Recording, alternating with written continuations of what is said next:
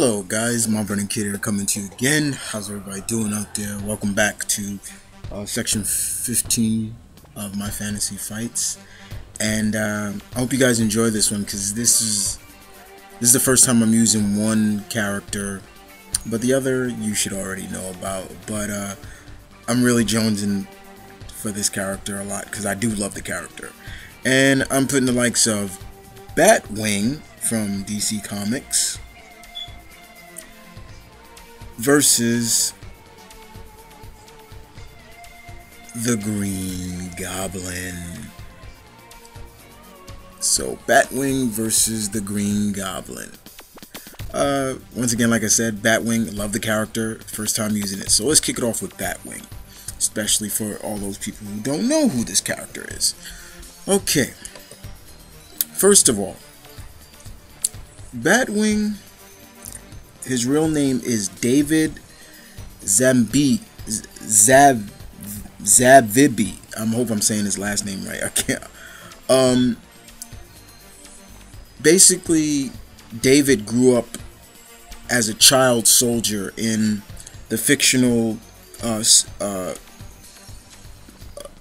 town known as Tunisia of the Congo in Africa. So he grew up as one of those child soldiers you sometimes see on TV and things like that. With his brother Isaac. His parents died. They caught HIV and AIDS, and they died. So they pretty much grew up with this warlord. But unfortunately, fate would allow David to escape from that life, and he grew up to join the police department. He became a police officer, and he knew he wanted to do more. And somewhere down that line, he met Batman, and Batman saw his tenacity and things like that, and entered him into the Batman Incorporated, and gave him the Batwing armors. Now, this armor of his is nearly indestructible. It allows him to fly at supersonic speeds. It has all types of gadgets, smoke bombs, things like that. David is very intelligent. Hand-to-hand combat, marksmanship, you name it. This guy is pretty damn good at pretty much a lot of things. The gadgets that are inside that suit alone is remarkable. And he's a very good character, in my opinion. I do love the character, and I'm glad to see that he's still around to this day. But that's just a little bit about David. So we move on to his combatant in this. And everybody should know this psychopath nutbag right here.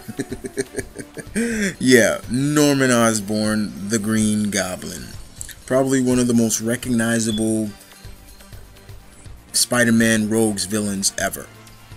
As we all know, Norman Osborn became the Green Goblin because, well, let's just say he turned himself. It was chemical based. A goblin form that was pretty much created by someone else. I'm forgetting his name. I think it was Professor Strom, and by inhaling it, basically the goblin formula gave Norman superhuman strength, agility, speed, stamina, and many other attributes like dexterity and things like that.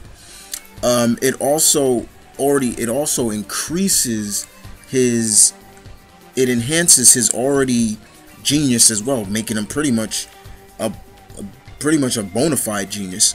So this guy is advanced in many genetics, robotics, you name, things like that. But the formula also drives him insane. Now he's been a thorn in Peter Parker's side for a long time. He's actually killed a couple of loved ones from Peter. And of course, you can't forget about that glider. That glider has all types of arsenals of weapons on it, from smart bombs to his own pumpkin bombs that he throws himself, missiles, like bat shurikens, all kinds of things. And he's really well balanced on that glider. But all in all, the guy's crazy. He's a nutbag. He basically, look at this. The engine's running, but nobody's behind that wheel sometimes. So, in terms of a battle, of these two characters never meeting, probably will never meet till the day all of us die. This would be interesting because you have two highly intelligent individuals, Batwing and the Green Goblin, going at it.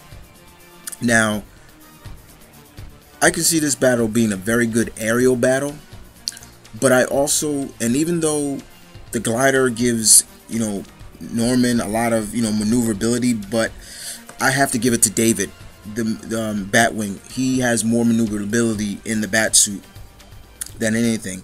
In terms of gadgets wise, I say they're kind of dead even, but Norman can come up he has a couple of cool tricks and tools of the trade he likes to throw in there. Now, would he try to use some kind of weakness against David, in terms of a loved one? Batwing doesn't have any loved ones that are alive anymore, so that kind of passes up the question. Now, a hand-to-hand combat fight would be good as well. Both characters are pretty decent, very good hand-to-hand combat experts, but it's going to take all the wits and all the attributes from Batwing to overcome the Green Goblin. David's going to definitely have to try to get into Norman's head and make him slip up, and Norman will probably do the same. But I wonder what you guys think.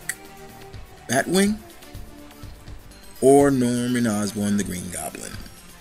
And I will see you guys later on with the next fight for section 15.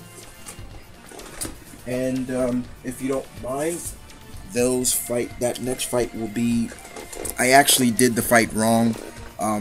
It was supposed to be Black Canary versus Twilight Suzuka first, then my fight, but I missed and did it wrong. So you'll be seeing Black Canary versus Twilight Suzuka later on tonight.